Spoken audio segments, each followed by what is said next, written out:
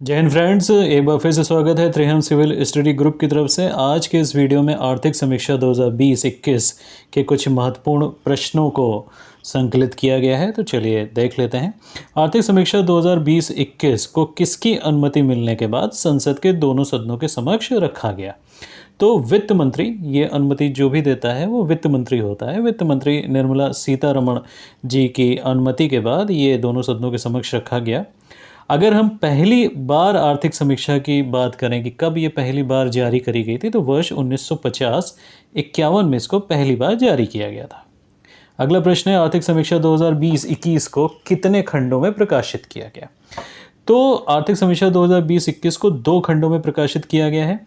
जो खंड 1 है, खंड 1 नीति निर्माण और उपकरणों की चुनौतियों का है, ठीक है, और उसे और अधिक प्रभावी बनाने के लिए जो साक्ष्य आधारित आर्थिक विश्लेषण होते हैं, इसका इसमें वर्णन किया गया है। नीति निर्माण और उपकरणों की चुनौतियों के साक्ष्य आधारित करने के लिए जो आर्थिक विश्लेषण होता है उसको उपलब्ध कराया गया खंड 1 में। और जो खंड 2 है, इसमें कोरोना महामारी, जो वैश्विक महामारी है, उसके कारण सामने आ रही जितनी भी चुनौतियां हैं उन पर ध्यान केंद्रित करने के साथ साथ अर्थव्यवस्था के मुख्य क्षेत्रों में जो अभी हालिया घटनाक्रम हुए हैं उनकी समीक्षा करी गई है। राइट।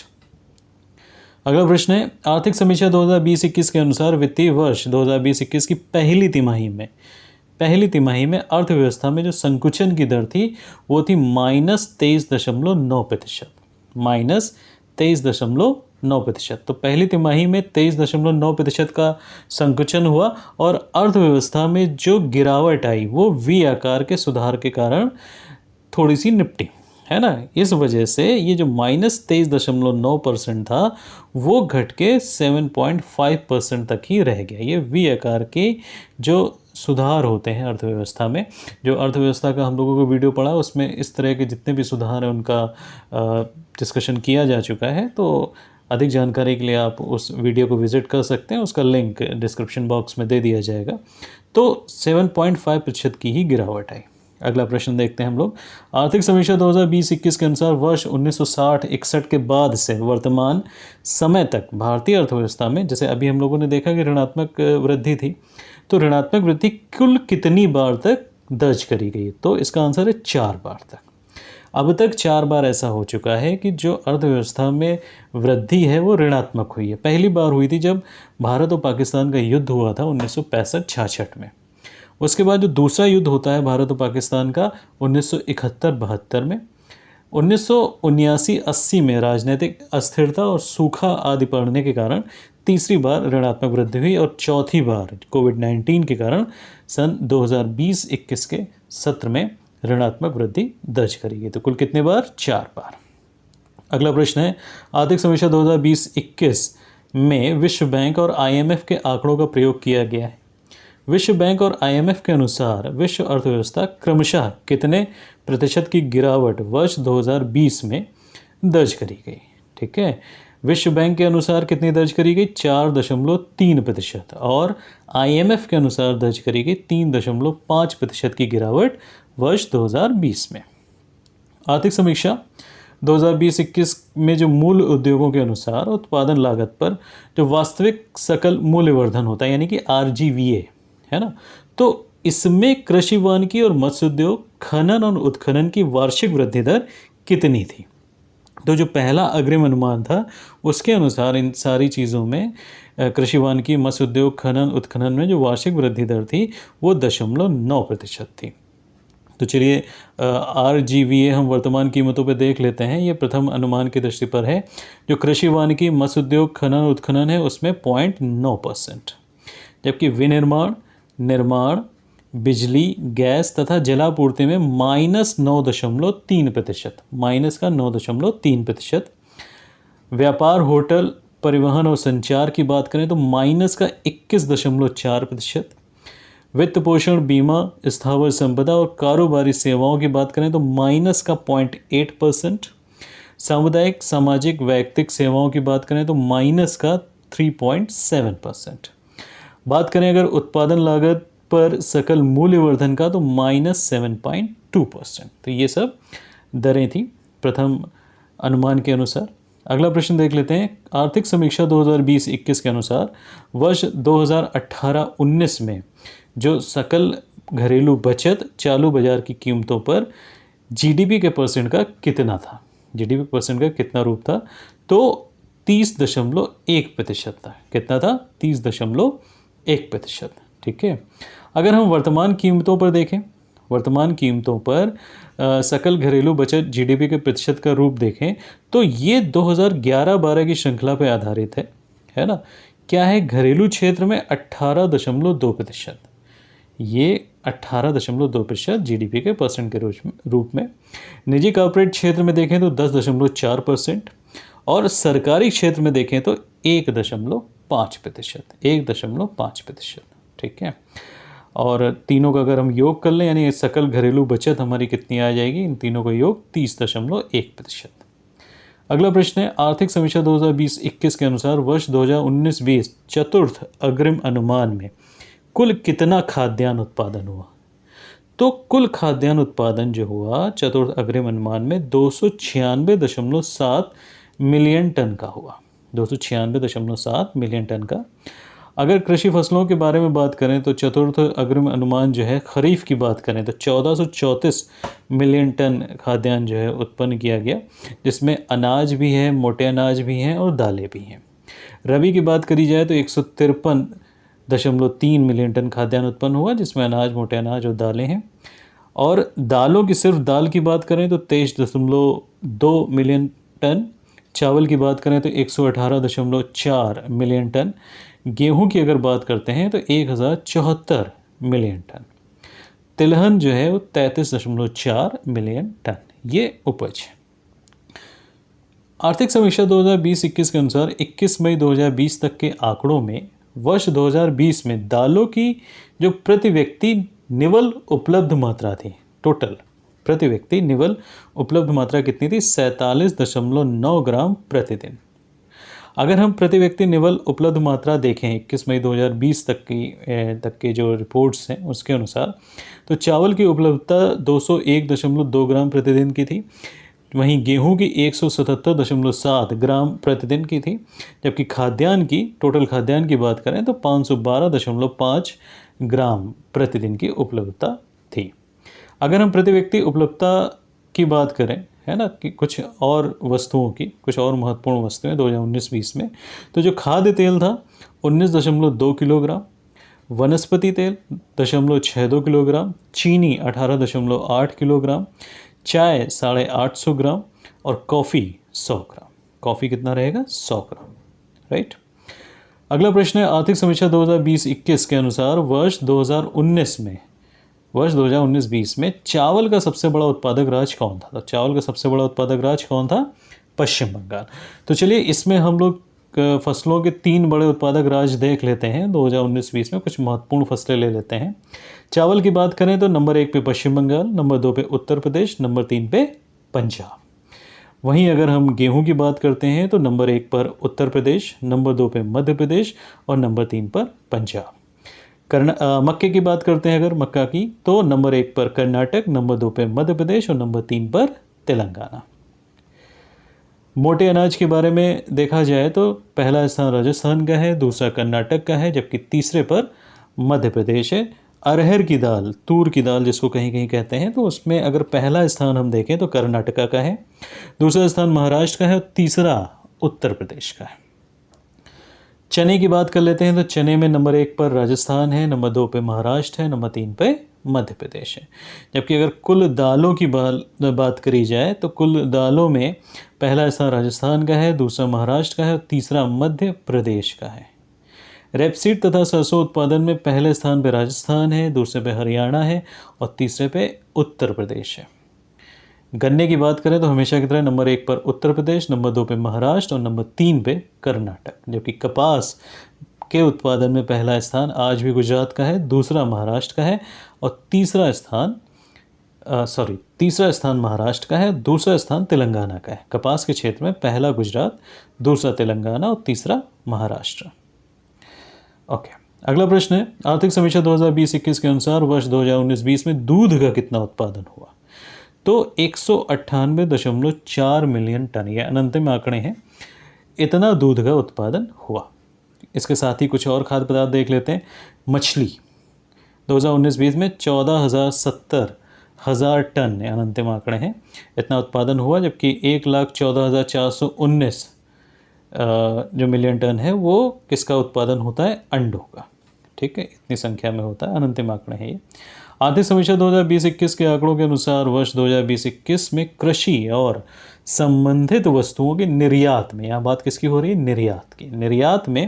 निर्यात की जो सर्वाधिक बड़ी मद थी वो किस वस्तु की थी? तो अनाज की थी। कितना? 3.5%, 3.5%। अनाज के बाद जो दूसरा स्थान आता है वो सामुद्रिक उत्पादों का आता है, 2.2%, जबकि तीसरा स्थान मसाले आते हैं। तीसरे स्थान पे कौन आते हैं? मसाले आते हैं। ये निर्यात के बारे में बात हो रही थी। आर्थिक समीक्षा 2020-21 के आंकड़ों के अनुसार वर्ष 2020-21 अप्रैल सितंबर में अनुमानित विनिर्मित वस्तुओं के निर्यात में, निर्यात की सर्वाधिक बड़ी मद किस वस्तु की थी? ठीक है, तो वस्तु की, वहाँ ऊपर खाद्यान्न के बारे में बात हुआ था, यहाँ पे वस्तु की बात हो रही है। तो मशीनरी और उपकरण 8.4%, मशीनरी और उपकरण 8.4%। दूसरा स्थान रत्न और आभूषणों का था 6.9%, जबकि तीसरे स्थान पर जो परिवहन उपस्कर होते हैं 6.1%। तो ये मशीनरी, रत्न और परिवहन उपस्कर।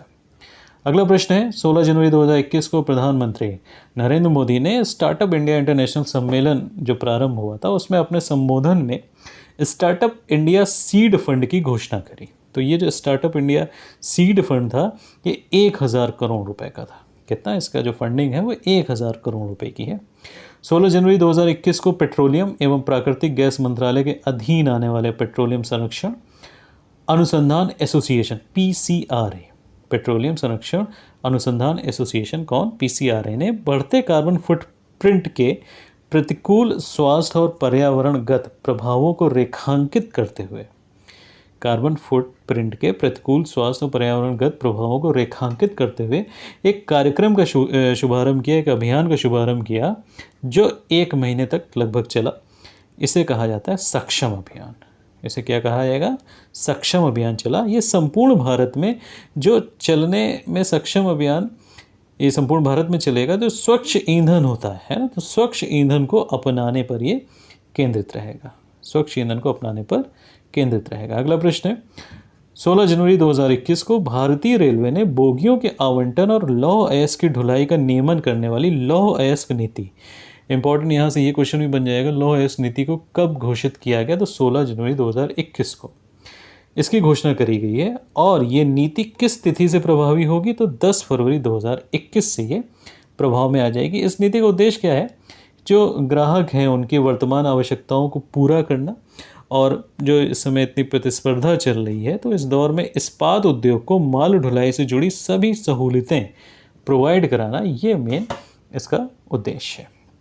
अगला प्रश्न, 2 फरवरी 2021 तक राष्ट्रीय खाद्य सुरक्षा अधिनियम 2013 के तहत राशन की देशव्यापी पोर्टेबिलिटी के लिए एक राष्ट्र एक राशन चालू हुआ था। वो टोटल 32 राज्य और केंद्र शासित प्रदेशों में लागू हो चुका था। ये कितने लाभार्थियों को आच्छादित करा? तो यहाँ से एक क्वेश्चन ये भी बना कि 2 फरवरी 2021 तक कितने राज्य में कवर हो चुके थे?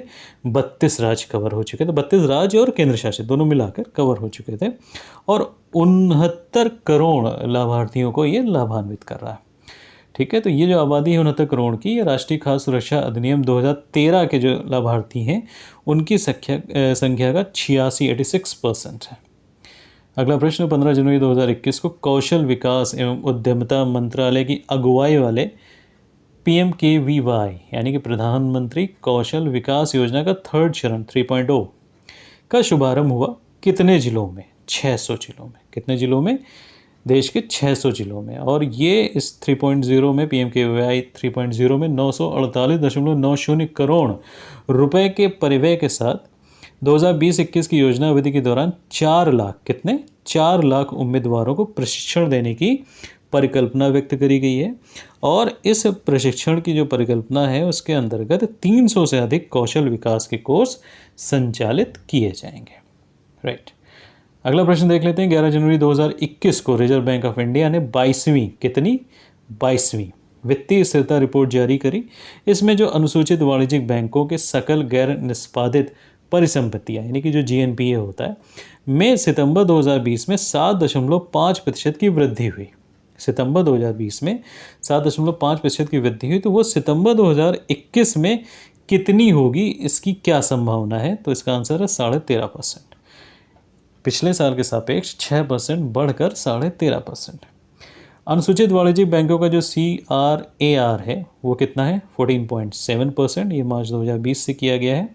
अगर हम बात करें सितंबर 2020 तक, तो ये कितना? 15.8% हो गया है ना।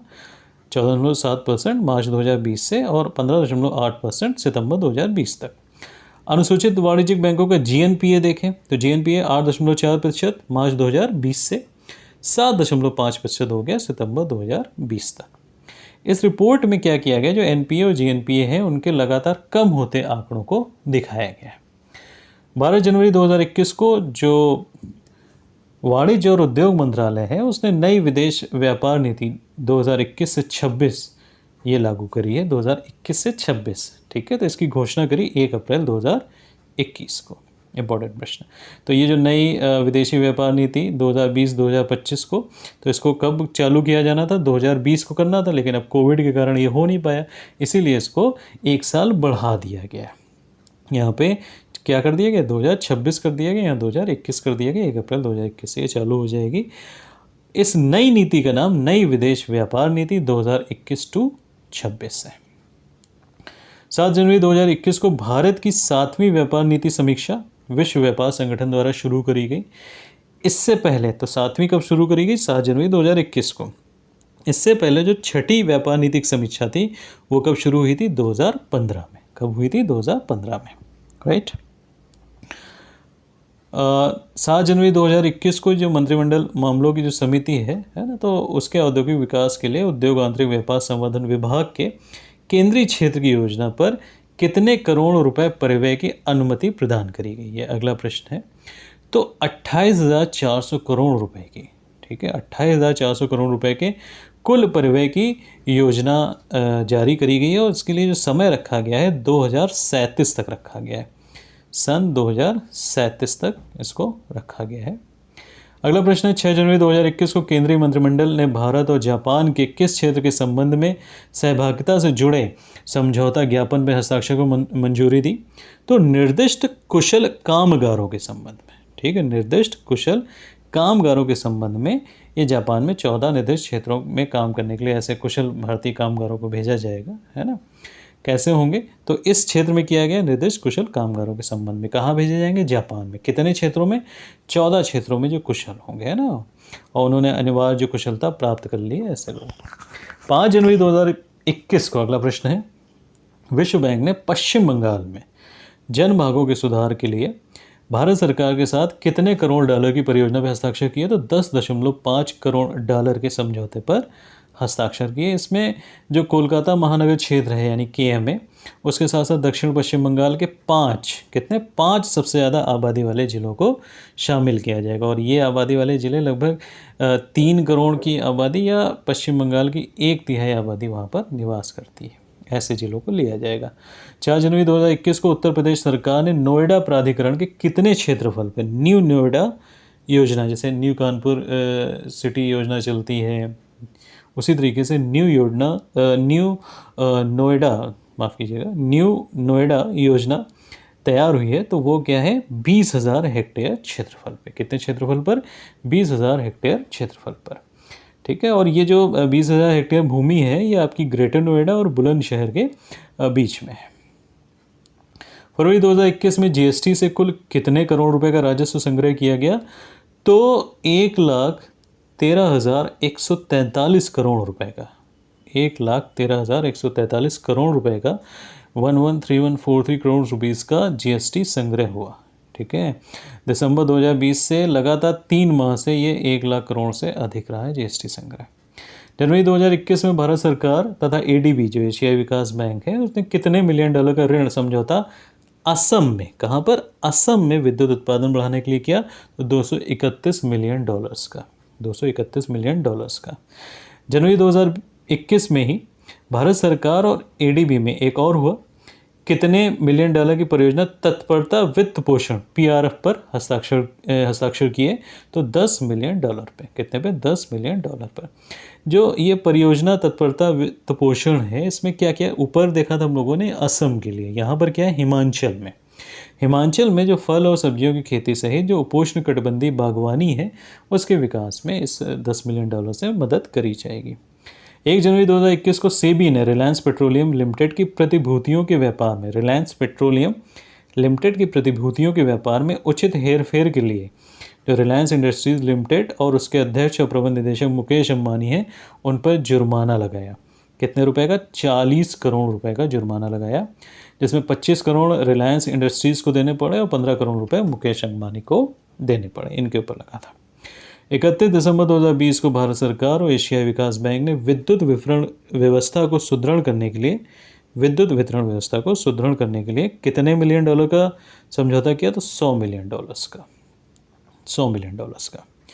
23 दिसंबर 2020 को आर्थिक मामलों की जो मंत्रिमंडलीय समिति है उसने अनुसूचित जातियों को शिक्षा के लिए, किसके लिए? शिक्षा के लिए आगामी 5 वर्षों में कितने करोड़ रुपए की मैट्रिकोत्तर छात्रवृत्ति योजना को मंजूरी दी? तो 59,048 करोड़ रुपए, 59048 करोड़ रुपीस की छात्रवृत्ति योजना को मंजूरी दी है ना। तो ये इसके कुल निवेश को 59,048 करोड़ के कुल निवेश को अनुमोदन किया है, जिसमें केंद्र सरकार जो देगी वो 35,534 करोड़ रुपए देगी, यानी कि 60%, और जबकि जो 40% है वो राज्य सरकार वहन करेगा। कौन करेगा? राज्य सरकार वहन करेगी। ठीक है। अगला प्रश्न है, 23 दिसंबर 2020 को जारी वित्त मंत्रालय के दिशा निर्देशों के अनुसार कितने रुपए का मासिक कारोबार करने वाले व्यवसायी को अनिवार्य रूप से 1% नगद जीएसटी दायित्व के रूप में देना होगा? तो 50 लाख रुपए का मासिक कारोबार करने वाले व्यवसायी को 1% नगद जीएसटी दायित्व के रूप में देना होगा। 22 दिसंबर, अगला प्रश्न है, 22 दिसंबर 2020 को भारत सरकार ने विश्व बैंक के साथ कितने मिलियन डॉलर का समझौता किया? किस लिए किया? भारत में हरित, लचीला और सुरक्षित राजमार्ग विकसित करने के लिए। तो 500 मिलियन डॉलर का ये समझौता हुआ है। ठीक है। तो राष्ट्रीय राजमार्ग से लगभग 40% सड़क यातायात होता ही हम लोगों का, तो उसको ग्रीन कॉरिडोर बनाने के लिए ऐसा ये किया गया है। 17 दिसंबर 2020 को केंद्रीय मंत्री पीयूष गोयल तत्कालीन ने भारत और ब्रिटेन के बीच मुक्त व्यापार समझौते के ढांचे के तहत किस प्रस्ताव को ब्रिटेन द्वारा स्वीकृत होने की संभावना व्यक्त करी? तो अर्ली हार्वेस्ट प्रस्ताव। ठीक है, अर्ली हार्वेस्ट प्रस्ताव था, उसको किया। तो ब्रेग्जिट के बाद जो ब्रिटेन से मुक्त व्यापार समझौता है उसका यह है अर्ली हार्वेस्ट प्रस्ताव। 16 दिसंबर 2020 को कृषि और प्रसंस्कृत खाद्य उत्पाद निर्यात विकास प्राधिकरण एपीडा ने भारत के प्रमुख चावल निर्यातकों के साथ तालमेल बैठाने के लिए कहाँ पर चावल की खेप को जहाज में लदान करने के लिए एक मंच उपलब्ध कराया? यानी कि जो चावल की खेप है उसको जहाज में लदान करने के लिए एक मंच दिया उन्होंने बनारस में। कहाँ दिया? वाराणसी में। राइट। अगला प्रश्न है, दिसंबर 2020 में वाणिज्य और उद्योग मंत्रालय ने किस मिशन को लॉन्च करने की घोषणा करी है? तो वाणिज्य और उद्योग मंत्रालय ने करी है घोषणा ब्रांड इंडिया मिशन को। इसका मुख्य उद्देश्य वही है कि जो स्थानीय उत्पादन है आप उसको बढ़ावा देंगे, और जो इंडिया पहल है, तो भारत में जो भी सामान उत्पादित किया जा रहा है, बनाया जा रहा है, उसको टैग प्रदान किया जाएगा। क्या किया जाएगा? टैग प्रदान किया जाएगा। अच्छा, शुरुआत में ये कंसंट्रेट किए हैं टायर पर और रबर उद्योग पे, 15 दिसंबर 2020 को वाणिज्य और उद्योग मंत्रालय के द्वारा जो आंकड़े जारी किए गए उनमें भारत से अप्रैल नवंबर 2020-21 में 304.25 अरब अमेरिकी डॉलर का समग्र निर्यात, यानी कि समग्र निर्यात का मतलब वस्तुएं और सेवाएं दोनों मिलाकर होने का अनुमान लगाया गया, जो पिछले वर्ष की समान अवधि यानी कि अप्रैल नवंबर 2019-20 की तुलना में कितने प्रतिशत की नकारात्मक वृद्धि को दर्शाता है? तो 14.03% की नकारात्मक वृद्धि को ये दर्शाता है। देख लेते हैं, अगर हम लोग अप्रैल नवंबर 2020-21 के बारे में बात करते हैं तो भारत का जो विदेशी व्यापार हुआ है, समग्र निर्यात हुआ 304.25 अरब अमेरिकी डॉलर का, जो आयात हुआ 290.66 अरब अमेरिकी डॉलर का, जो व्यापार अधिशेष हम लोगों के पास रह जाता है वो 13.59 अरब अमेरिकी डॉलर का बच जाता है। 12 दिसंबर 2020 को बॉम्बे स्टॉक एक्सचेंज ने कृषि वस्तुओं के लिए कौन सा इलेक्ट्रॉनिक स्पॉट मार्केट प्लेटफॉर्म शुरू किया? इलेक्ट्रॉनिक स्पॉट मार्केट किसके लिए? कृषि उत्पादों के लिए। और किसने किया? बीएसई ने, बॉम्बे स्टॉक एक्सचेंज ने। तो बीम, क्या नाम है इसका? बीम, बीएससी ई एग्रीकल्चर मार्केट्स लिमिटेड। किसने किया? बीएसई ने किया और कृषि उत्पादों के लिए किया।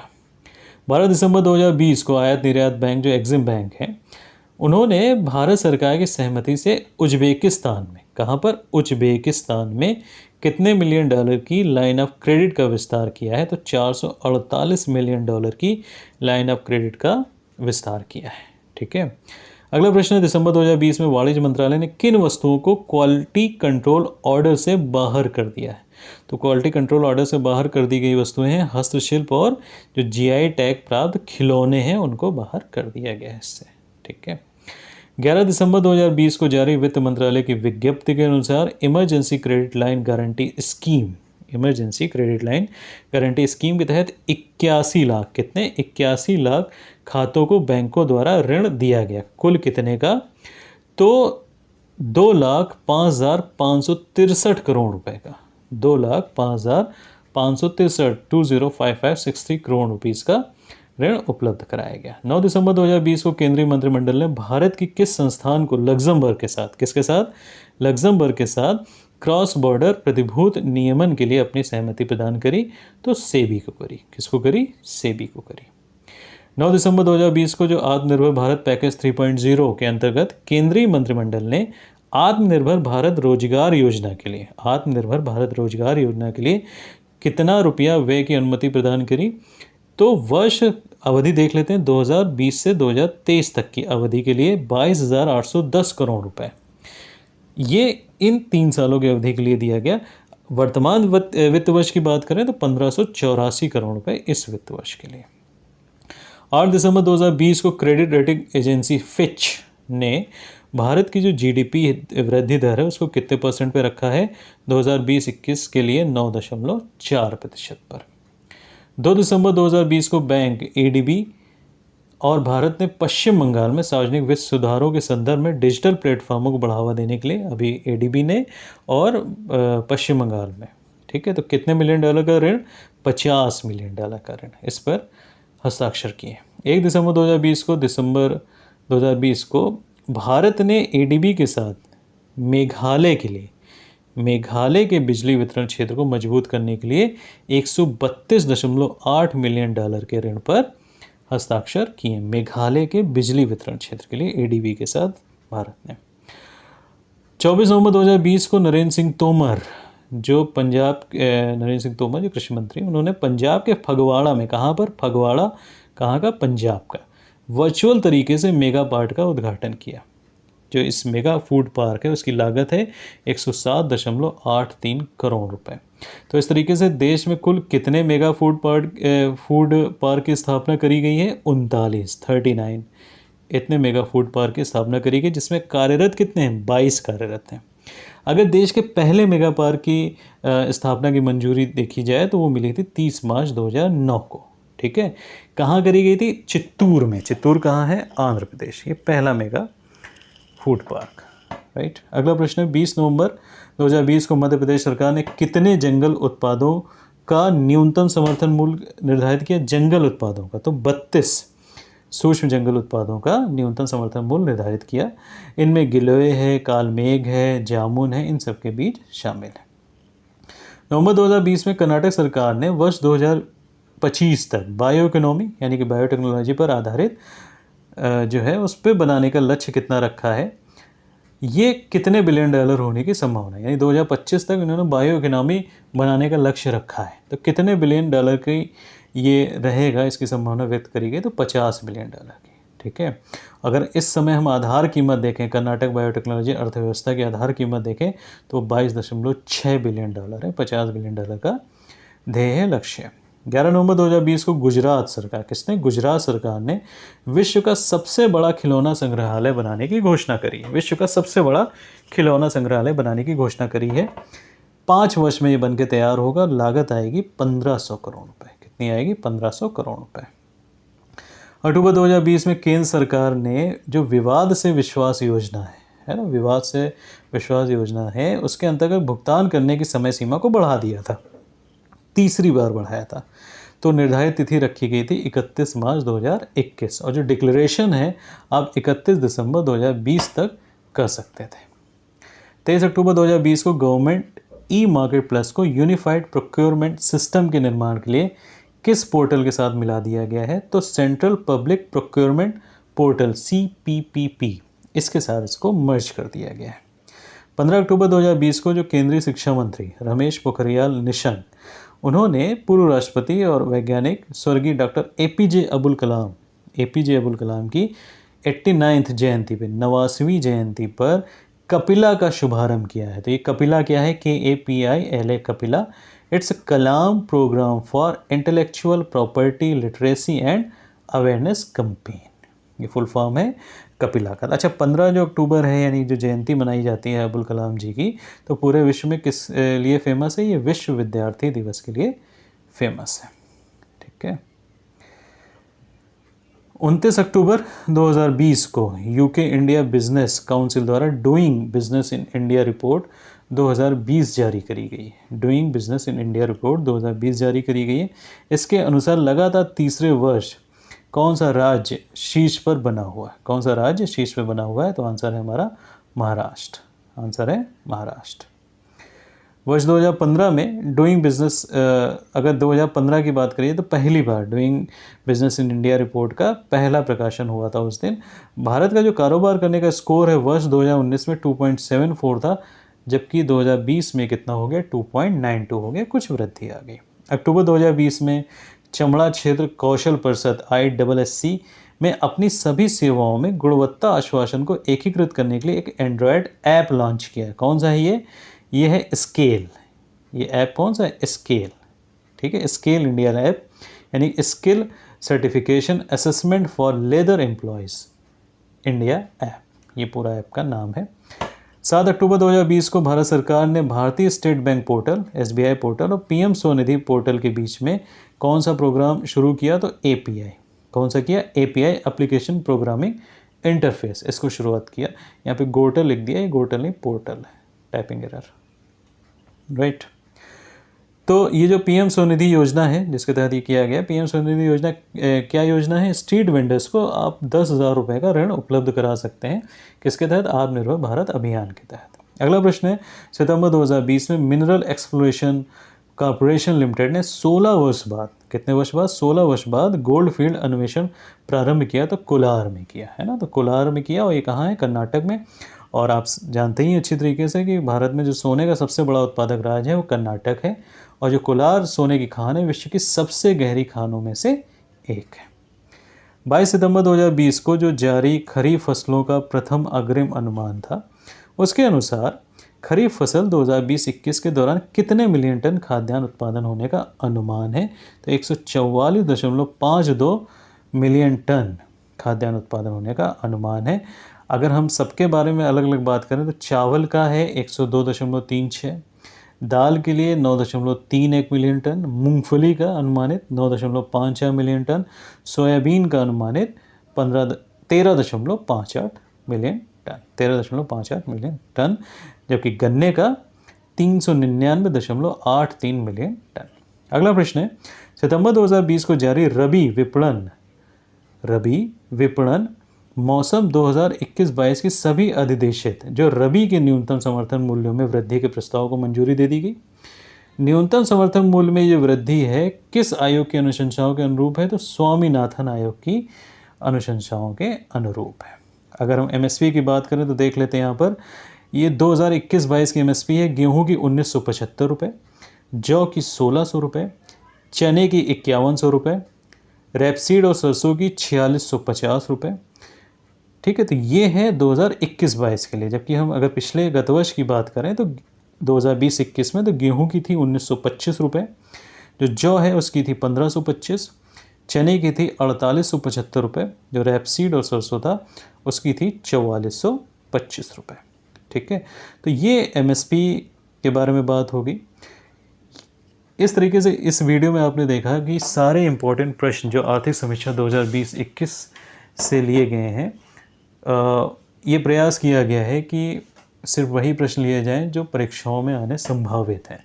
आशा करता हूँ कि आपको वीडियो पसंद आया होगा। इसको स्किप करके आप बार बार देखिए, रोक रोक के देखिए, क्वेश्चन को नोट कीजिए। इस पूरा जो आर्थिक परिदृश्य है इसका PDF डिस्क्रिप्शन बॉक्स में एक लिंक दे दिया जाएगा, आप उससे डाउनलोड कर सकते हैं।